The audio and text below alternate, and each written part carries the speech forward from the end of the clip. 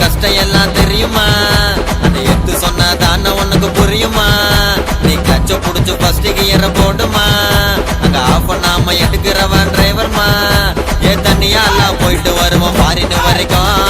குழந்தைங்கெல்லாம் எங்களை பார்த்து டாட்டா கொடுக்கும். காக்கி சட்டைய போட்டாலே பவரா இருக்கும். காலரத்தா தூக்கி விட்டு மீசையும் இருக்கும். பசிப்பட்டு நீ பார்த்ததில்ல, கண்ணை மூடி தூங்கவில்லை. நீ இருந்தா எங்களுக்கு போதும். என் குடும்பத்தை தான் பிரிச்சுக்கின்னு மனசுக்குள்ள அழுதுக்கின்னு வெளியே மட்டும் சிரிச்சுன்னு இருப்போம்.